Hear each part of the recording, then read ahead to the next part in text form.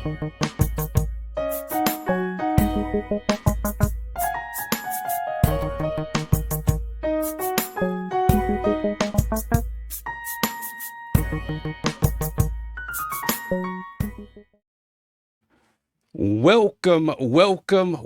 to the Bison Brothers Basketball Podcast. I'm your host, Chip Washington, the self-appointed Bison basketball fanatic.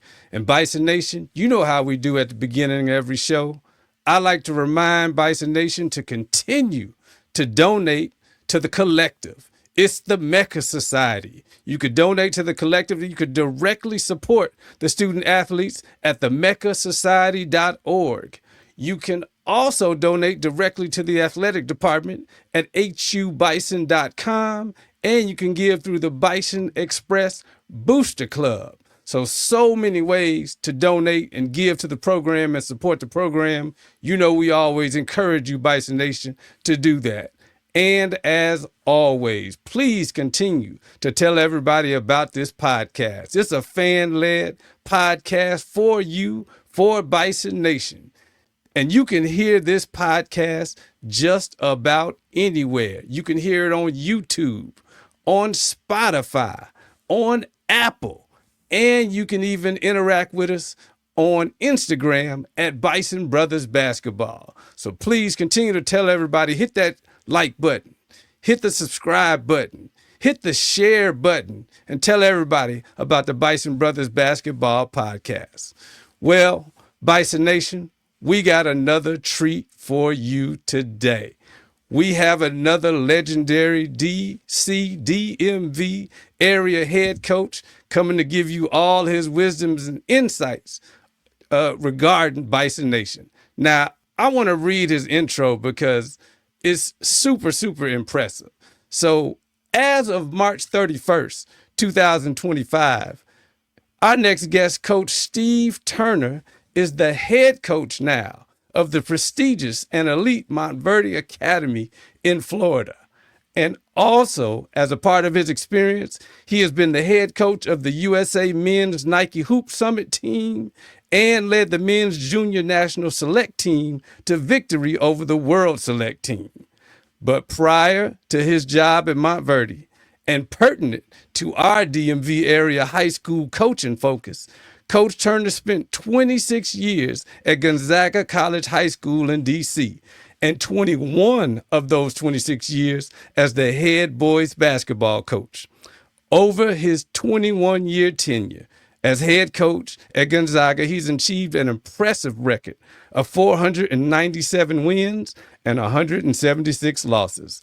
During Coach Turner's tenure, the program has proved itself to be a national powerhouse, winning 4 WCAC championships, 2 DCSAA championships, and 4 Alhambra Catholic Invitational Tournament championships. Now, Coach Turner has earned a lot of coaching accolades, and I just want to read some of them so you get an idea of who we're about to bring to the stage. So he won the Washington Post-Met All-Met Coach of the Year, the National Gatorade Coach of the Year, the DCSAA Coach of the Year in 2020 and 2025, the WCAC Coach of the Year in 2008, 2009, 2011, 2013, 2017, and 2025. The list goes on and on. But most importantly, what I like about, outside of all of the accolades, Coach Turner has expressed in so many interviews that making a difference in young people's lives and watching them excel in life is a motivating factor as to why he coaches. And so without further ado, Bison Nation, I'm about to bring to the stage Coach Steve Turner. Welcome, Coach. How you doing tonight? I'm great. Thanks for having me. All right, good. So, Coach, to kind of give you a sense of where we want to head in this discussion. So, Bison Nation, Howard University basketball, we had a pretty good year this year, but we hit some bumps in the road and we didn't achieve the final goal. And so, one of the things that we like to do kind of in the off season is like an autopsy of the program. And we thought one of the ways that we could do that is by talking to legendary DC area coaches like yourself to kind of help our fan base get a sense of how it is perceived, from a high school level and a destination for high school players. And so that's kind of the lens, in this era of NIL and transfer portal and all of that. We wanted to kind of get your perspective, in that area. But before we dive really deep into that, I got some starter questions for you that I think you would enjoy. And so one of the things that Bison Nation might be cool to hear from you is, what has been your experience with some of the, past players from the DC area that went to Howard? Like, do you know of and have you competed against some of those players, like Elijah Hawkins and Cam Gillis and Jelani Williams and, those type of players? And you can go back as far as you want to the recent era. Tell us about that. And if you have any good stories about competing against some of those guys, please share. Well, I mean, I think you hit on all the most recent ones, minus probably Steve Settles. Yeah. And certainly, those battles with those guys who played over at that school in Hyattsville were some great ones. And I'll tell you, I'm confident in that we had a championship stolen from us because of that little guy named Elijah Hawkins. That year, there were some bigger name guys on that team at the Matha, Hunter Dickinson, the big fellow who's played at Michigan and Kansas, and then the tough goon, I'd like to call him, Earl Timberlake. Everyone expected those guys to be the leader of that team. That team beat us that year in the championship because of Elijah. Elijah was the man who stirred the drink. He did so many things that I think go unnoticed and a lot of times don't get glorified, but it was his ability in that game against us in the championship to put the ball in places for Hunter to get easy baskets, and likewise with Earl. So he's definitely one of my all-time favorites to play down at Howard, and certainly y'all know who my favorite is. Unfortunately, he's leaving, but Harper. And I think the thing that stands out for me about Howard is it's his ability to be a platform where these young men, especially in the way that the game is going today, have had a chance under Coach Blakeney to be able to showcase their talents, be able to help Howard win games, but also allow themselves to be seen and land in some bigger opportunities, probably even the spaces that they expected and wanted for themselves coming out of high school. And maybe it didn't happen that way, but coach has done an unbelievable job of being able to put them in position to show the world who they are and give them opportunity to be able to move on. Unfortunately for him, losing some of those great guys, I think would lead to some more championships if they stayed home. But they've also been put in a position to put themselves in some bigger platforms. And unfortunately, the way that the game is going, it's a trend that we're going to continue to see. I would love to see those guys just stay home and win a couple more championships with Coach, but I also understand what their skill sets and their abilities have allowed for them to have opportunity for, and you can only respect them for showing it, doing it, and then being wanted by others that are able to give some things a little more than what Howard and some other schools like Howard have the ability to do. Yeah.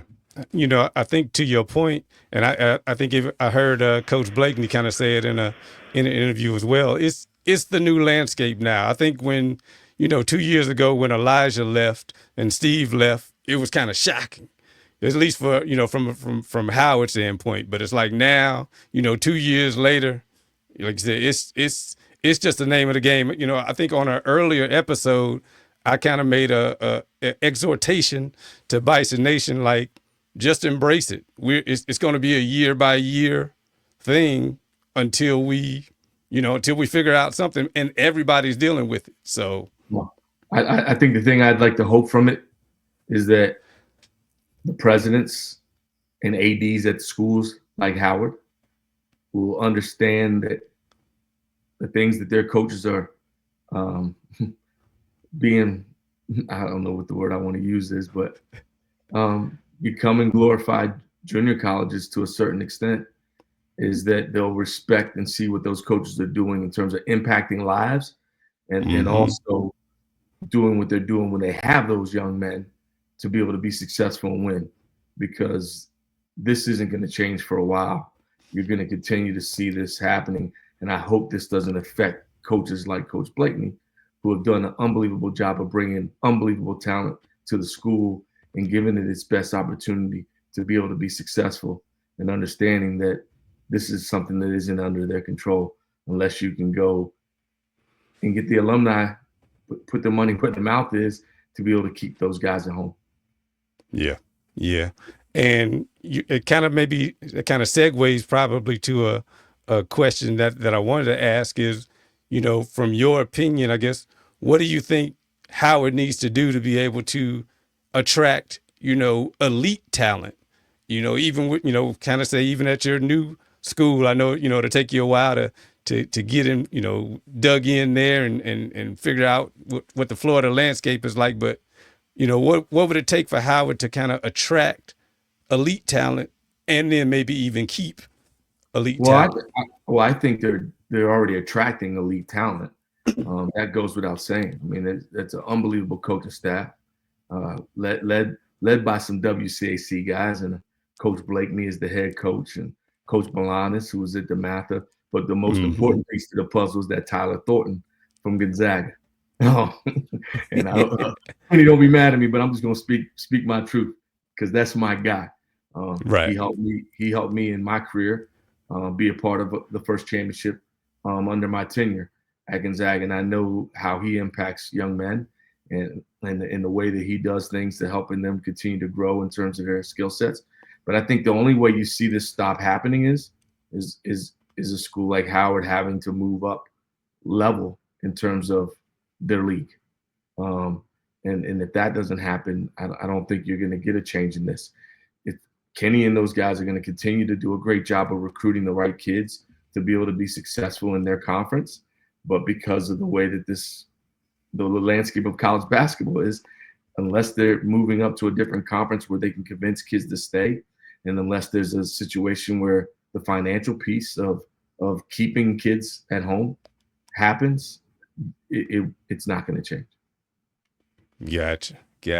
I know that, Chip. So I would say is, like, I don't think they're not attracting great talent. Obviously they are, because that's why other schools are coming to poach them as these young men show their talents to the world. Especially, Blake's the great example of doing what he did this year. Miak, Rookie of the Year every week, Player of the Year some weeks with being Rookie of the Week, and then being both at the end of the year. So you see that they're attracting unbelievable talent, and have an eye on some guys that maybe the big boys didn't see the talent at first, and they did. So I don't think there's anything wrong with the way that they're attracting the talent that they are. I think it comes from being able to have those other pieces in place to have them stay and to be in what I would call the sexier situations that those Power 5 schools are, in terms of who they play every single night, the ability to be on TV every single night, and having NBA scouts in their gyms every single day. Now, to your point, and like I said, especially with Blake, like, I think it's cool that, at least from an ESPN standpoint, Howard's games are able, for the most part, you can watch most of the games on the ESPN platform. And there were so many stories about NBA scouts coming to see Blake, which I've always been a believer, and Blake just proved it. Like, when you're good enough, no matter where you are, they're gonna come see you. So those three letters are gonna find you no matter where you are. If you're talented enough, they will definitely find you. No doubt. And another thing from a kind of incoming student standpoint, if you have any words of wisdom on Cam Gillis, he's coming in from Lehigh, so I know he's a DMV product. Can you tell us what are we getting with my man Cam Gillis? A lead guard who's very tough, a guy no different than I feel like with Little E, that's going to serve the plates. He's going to defend and change things defensively, to be able to create ability to make Howard's defense be a little bit of their offense. He did an unbelievable job for Coach Singletary over at Silver Friends, and he was tough for us when we had to play against him. And I think being that DMV tough guy, he's going to bring that same mentality and those same attributes to Coach Blakeney and the Bison. Good to hear. Bison Nation, you heard it. The reload is looking great already, so we're excited about next season and ready to go. So one of our listeners, Eric Peoples, he wanted me to ask you this, and it kind of goes back to what we were talking about earlier, but since you have such a long history in DC, what have you seen as Howard's reputation throughout the years in the basketball community? Have you seen a shift with KB? What was it like before KB, during KB? Just kind of a general sense of Howard's reputation throughout the years. Well, I think it was always been a tough sell in certain instances, and some of that due to facility, some of that due to level of play. KB has done an unbelievable job of figuring out how to make Bison Nation attractive. And with doing that, you're seeing the type of players that he's being able to bring, his ability to go win the conference, take teams to the tournament, attract an ability to play against some of the best the nation has to offer, and certainly allowing young men to have a platform. I think what also he's done a great job with is being able to get some of the best hometown talent to stay at home and play down at Howard. And so, over the years, I think there's been a shift in so many different ways. A lot of that has been to what college basketball has changed. Kenny has done a great job in figuring out his niche and attracting the right people to come to Howard. His ability to connect with kids, and probably even in some cases grab kids who might have already been a higher level than the school, but giving them an understanding that this place can also take you to your dreams. And you're seeing it happen with the kids who've played for Kenny. Indeed. We had some listeners that were concerned. I think we had my man Coy Lindsay. He's a regular listener of ours, and I think you just kind of touched on him, but I wanted to make sure I addressed his concern, which is, he noticed that at least, I guess, in the recent years that, players that have gone somewhere else, but now they're coming back to Howard, like a Cam Gillis and a Jelani Williams. But, what do you think the factors were that kind of influenced those players maybe not to pick Howard initially, but now come back? I can't speak to all the other coaches because I don't know the things that they were pitching to the student athletes. I can talk to Kenny's because I've got a former player as one of his assistants. Kenny and I are really good friends, and we talk a lot. When he took the job, I heard his vision. These are things that we spoke of, and he developed a plan, and he attacked that plan, and he made it work. And what he's been able to do is keep an eye on those who aren't having success leaving the nest and going away from being at home, and now figuring out, hey, we got a place that I told you before is the right place for you. And those young men are now realizing and seeing it. And the blessing is that Kenny's been able to get them to come back home and be a part of his program. Indeed. And so from your vantage point, what would you say, I guess, is the ideal kid for Howard University? That's a great question. I think there's a ton of kids who are the ideal kids. I wouldn't say that there's just that one kid that I'm going to describe. he's a DMV grown, or you know, he's finding a place on the comeback. I think that answer is very broad, and the answer to the question can be answered a whole lot of different ways. I think at the end of the day, what it boils down to is young men who can see the coach's vision, and young men who understand that they can come in there and play for a coach who's a player's coach that's going to give you opportunity. And that could be the answer for a lot of the universities. But again, speaking to a friend and a guy who I see his vision and have heard his vision and understand his vision, it's those that see themselves playing for him and wanting to be able to be in a place where they can have success. I think more importantly is wanting to be at a place that when the ball stops bouncing, the degree that you're going to be able to get from there, and the hands and the other folks that you're going to be able to touch, the alumni base and the connectivity that will put you in position to be able to be successful in life is what I think is the big attraction to Howard. You look at the alumni list and the people who've gone there and the different walks of life that they're in, and those are the people that Kenny and his staff can connect you to. I think that's what's attractive for being a person who wants to be able to go play at Howard University. Okay. Yeah, and I can totally feel that. You know, we interviewed Jelani Williams a few weeks back, and he talked about how the current job that he has was basically through the Howard network, you know, and what he got at Howard. So, you know, we've seen, you know, Coach Kenny and that whole staff, they travel well. They really engage with the alums, you know, kind of wherever they go. So they're doing an excellent job being ambassadors of the program. And so, you know, we appreciate them. I mean, we started the podcast because you're really Kenny's vision. It's like we see where Howard can go. And so we wanted to, you know, kind of support that in the way that we could, you know, with the podcast. So we are totally on board and think we're going great places. So I receive all of that. So, well, thank you for doing that. Yeah.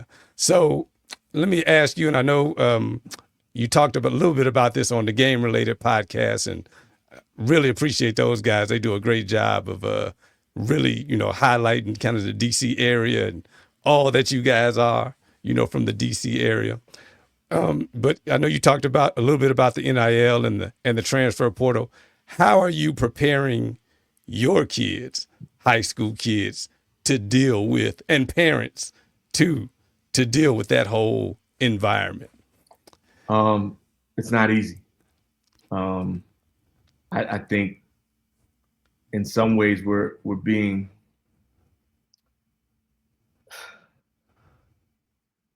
I'm gonna say pimped a little bit, because I think we've created a vision for short-term money versus long-term money. And everyone's feeling like they deserve to get a piece of this pie. And I'm still a believer in getting a piece of that pie has to be earned. And social media plays a role in it. You know, everyone sees their brother or the guy next to them getting it, so everybody thinks they should get it. Parents see their kids, other kids getting it, who they think their kid is better than. They think they should get it. So I just think we have to do a better job of vetting what's going on, reaching down to our grassroots and really speaking on what it really all is and what it entails. It's seeping into high school. It's getting to this level. So you got to be able to have true conversations and get people to understand that, like, there's levels to this, and there's also steps to this. You know, don't chase what isn't. I'm just calling it not real money. I mean, it's cash money for some, but there's 1%ers in this. You know, and you start looking at the high school kids. You're talking in the last couple of years, the 1%ers are Cooper Flagg, AJ DeBonsa. Those guys, they're what you can lock in as lock pros. Every kid that's playing this game of basketball isn't a lock pro. And some of you all haven't proven yourselves to be that yet, because you're not even on the board as being looked at as that. So, part of me says, why do you deserve, or why do you feel like you're owed this at this time, versus continuing to do the work that will get you to where you really want to go and give you the best opportunity to get long, real money, versus this quick money that Uncle Sam's taking 35 off the top, and the agent you're hiring is taking another 20. So whatever that number is, we're talking about more than half of your money's already gone. Mm-hmm. I think we've got to educate way better and getting people to see the bigger picture versus the quick and short picture. Gotcha. And kind of in that same vein, there's been a lot of talk, like I said, this whole NIL and transfer portal stuff. I think it was both Rick Pitino and I think Jay Will from ESPN kind of alluded to this, and I kind of wanted to get your opinion on it. They saying with the transfer portal now, it's going to be harder for high school students to get a chance. Like, I think Jay Will said this NIL and transfer portal was going to be the death of the mid-majors and things of that nature. What do you say to those thoughts? To me, I don't think it has to be the death of the mid-majors. Kind of to what you talked about earlier. Like, I think a place like Howard, we can embrace even, being a feeder school, if you will, because you can still get shine and move up, and we can still win championships with the players. But give me your thoughts on, I those. think as coaches, you got to be a little more innovative in looking at the big picture. I will say this going into it, before they dropped this whole NIL collective and transfer portal on us in the college level, what got ruined is conferences by football. What I wish the NCAA had looked at was, instead of realigning all these conferences, let football go be its own entity. What could have kept basketball in a great place was being able to have the continued rivalries of the conferences. The fact that the Pac-12 is down to 4 teams, and now realigning, bringing in new teams is crazy. The fact that you got USC and UCLA playing in the Big Ten, they've got to cross the country every time to play games, is crazy. I think if you would have allowed for one sport to not change the landscape of conferences, this all could be working out a little differently. But because it has, you've now created superpowers, super conferences, and you don't have those. That what I always felt was like my true love for the game, to be able to turn on ESPN on Big Monday and watch the true Big East matchups, the Syracuse and Georgetowns, the Big Ten matchups, Michigan and Illinois. Like, you don't see all that anymore. The fact that Duke and Maryland don't play each other anymore, it's crazy, in my opinion. I'm only one opinion. I'm sure others have their own. But again, I think all this goes to coaches have to be smart and innovative on how they're working it. I think they're going to have to be smart and innovative in who is their representation, so that representation can make sure the powers to be, the 80s and the presidents, giving these coaches longer term contracts, because they're understanding that they are going to lose players every single year. This isn't going to change until legislation maybe gets changed. But right now it's Pandora's box. It's open. And now if you're in it, you got to figure out how to operate and work within it. I guess that's it for me. Yeah. Okay. Let's see. So I guess kind of maybe to that point, and I know you moved from, Gonzaga to Montverde, and what would you say, is there anything about the college landscape that might discourage a high school coach from wanting to move up, and maybe even putting it another way, like if the money were the same, say if you got an opportunity, to college coach or even go to the 3-letter level, what level would you prefer if the money were the same? in terms of coaching? Well, I prefer where I'm at, high school, because I think where I'm at, I still get to impact lives. Kids are getting into college, and there's only one thing on their mind. What do I got to do to get myself to those 3 letters? So as they're stepping 1 foot in the door, they've already got 1 foot out the door because of how quickly they want to get to that dream and what they're chasing. So if the money was the same, hey, let me ride being a high school coach for the rest of my life. If I were looking at the next 2 levels, it'd probably be the NBA.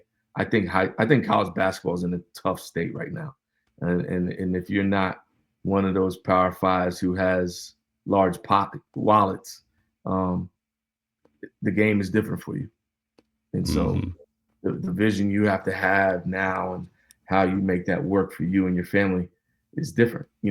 I think it also depends on where you are in your life for stepping up to that next level from my level, which would be college. Are you a coach who has young children? Are you a coach who's empty nested? Those things I think are going to matter because there could be a lot of movement for you as well. So it doesn't become just a money decision. I think it has to become a family decision too, as it pertains to the rest of the family understanding that, you know what, I might be somewhere for 2 years, maybe on the West Coast, and 2 years later I'm going to be on the East Coast, and then a year later we might be moving to the Midwest.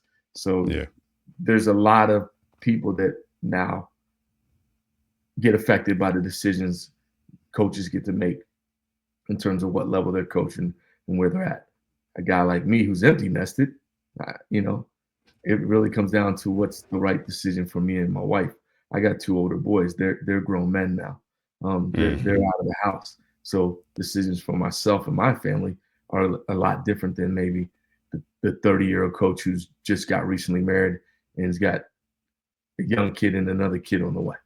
That decision to decide what level they want to coach at, and whether it's all about money or whether it's all about lifestyle and comfortability, they're going to have tougher decisions to make compared to maybe 10 years ago.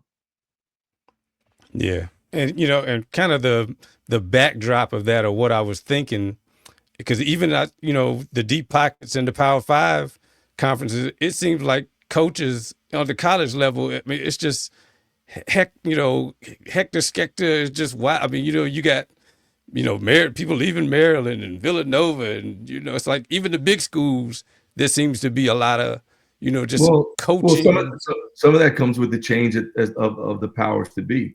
You get ADs and presidents who, when they get new jobs, they want to be able to say they're hiring their person. So sometimes it's not any fault of the coach who might be there. They may be doing a great job, but a new person comes into upper management, and that person wants to have the tag of their guy or their gal. So that just makes that level really, really tough right now. Yeah. Yeah. Like I don't envy college coaches at all. It seems to be a rough profession. Well, as you speak to the money piece, those guys need to make sure they get good buyouts and stay in good standing so they can collect their buyouts if that has to happen to them. Gotcha. So now I want to get to some fun questions. I got a reputation of asking some playfully messy questions, and so when we had Jelani on here, we asked him who was the most dominant high school program in the city, and of course he said Sidwell, hands down. We had Coach Rob Nickens on from Theodore Roosevelt, and he made his case. So I say to you, Coach Turner, who's the most dominant program in the DMV area and why? Well, I guess you have to say, are you speaking to decades? Or give me your time frame. We'll go decades. Because I don't think it's fair to just look at a small pocket. So this is your opportunity to talk your talk, bulletin board material? Lay it on her. I think over the last 10 to 15 years, it is a place that sits on I Street. Look at the body of work, the kids who came out of there and what they've been able to do at the next level, the amount of wins that happened down there. I'm not one that's ever been able to be willing to toot my own horn, but do the math. Been in the most championships in the best conference in the country, especially for traditional high schools. Have won pretty fair amount in that time frame. If you're looking at time frame, probably the next two would be PVI and Sidwell Friends. Okay. Like I said, hey, want to give you the platform to talk your talk. So I'm not that guy, but I know. Hey, read the numbers. They speak for themselves. Yep. All right. So the next messy question, since we have at least, and you can let me know if there's more. I know we got at least 3 Gonzaga people affiliated with the program. So if there were a round robin tournament and everybody's in their prime, we got Tyler Thornton versus Blake versus Anwar Gill.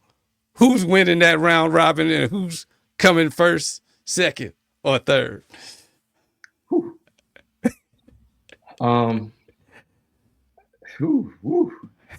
You're trying to create enemies, man. Come on now.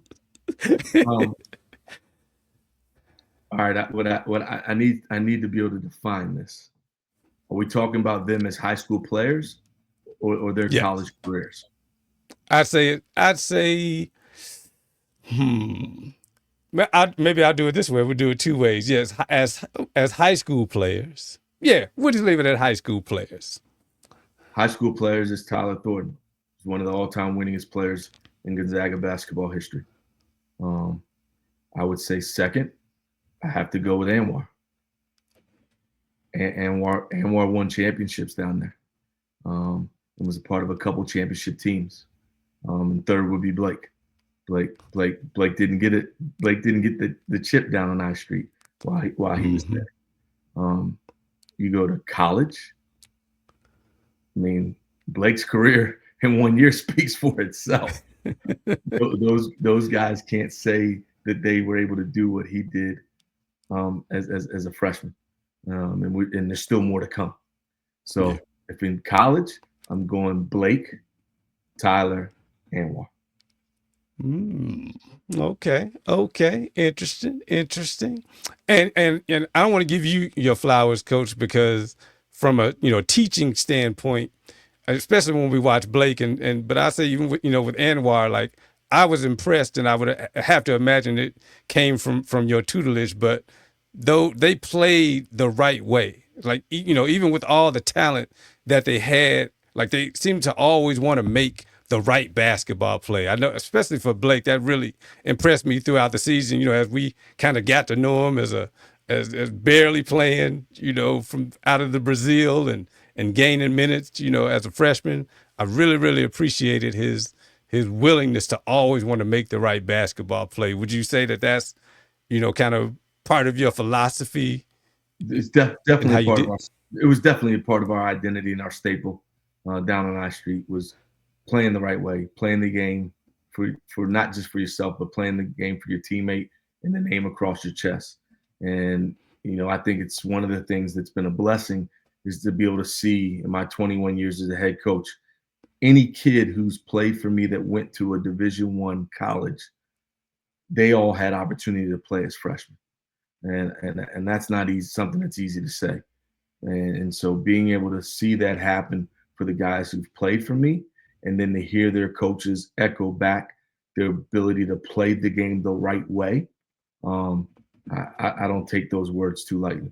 And so what you were able to see from Anwar and Blake down at Howard is definitely a culmination of what they learned on I Street, but also the fact that they have a coach currently who who's taught them to continue to play that way. Indeed, indeed. And so we'll wrap up because I want to respect your time. And this is another question I saw on the game related, but I want you to expound on it because we've asked everybody this. And I already know your answer from the podcast. But who is the GOAT, LeBron or MJ? And tell the people why. I don't even know if I had to tell people why. They know. It's MJ. I mean, we can debate. Like I said, we can debate eras. But I just think when you look at Mike never lost when it got to the big game. Everyone can talk you can talk analytics and numbers. LeBron has played the game for a longer period of time and got into it at such a younger age.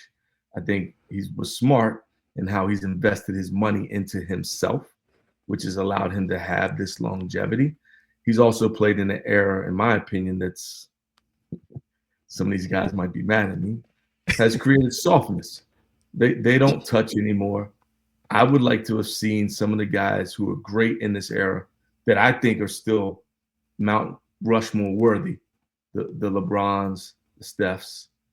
I'd like to see them if they had to play when Joe Dumars and GP could put their hands on them and control them as a defensive player versus now in the no-touch league, to see how they would be as individuals.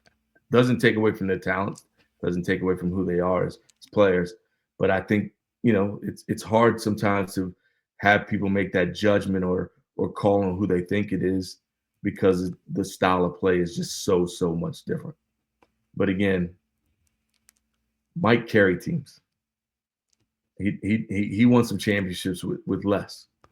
And again, when he got there, he didn't lose it. Hey, I agree with you, Coach. There's been a clear age difference in philosophy. Like all of the young people that we've interviewed, to a person, they said LeBron. Anybody that was 35 and up, maybe even 40 and up, we all picked MJ. We could throw in easily another 10 guys that could be in the conversation. Oh, yeah. Why isn't Kobe in the conversation? I agree. Nike ran ads as the Muppets commercials for a number of years while Kobe and LeBron were playing at the same time. Who was the guy that they were touting as the GOAT in that moment? They took Mike out of the equation. Those two were playing at the same time. Basically, everyone was saying that Kobe was the GOAT. And now you don't even hear him in the equation or in the conversation, which is crazy to me. Very crazy. To the older eras as an old head. Come on, Magic, Bird. Why aren't those guys in the conversation? Right. Russell got the most championships. Why isn't he in the conversation? Kareem. Shaq is the freak of nature. Kareem had the shot that no one could stop. Right. And Wilt, man, they had to create breakaway rims for. So there's so many other people that could be in those conversations. But for me, MJ is the GOAT. Hey, and on that drop the mic moment, Coach, we want to appreciate you for coming on to the Bison Brothers Basketball Podcast.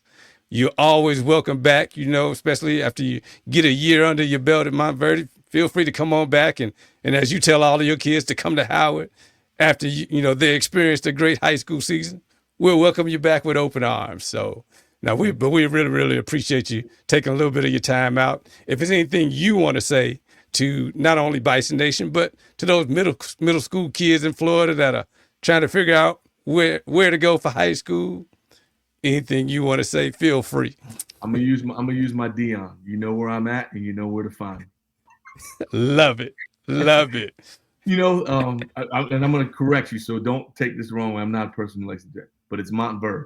Montverde. I was gonna ask you. So Montverde. It's Montverde. So just so that those folks who are alumni here don't catch you in the streets calling you out. I'm gonna make sure you know it, so you know for the future. Montverde, appreciate it. And you know, people, well, like we do that with Howard because people say Bisons with the S, right. and it's Bison. It drives everybody crazy. So Montverde, I got it.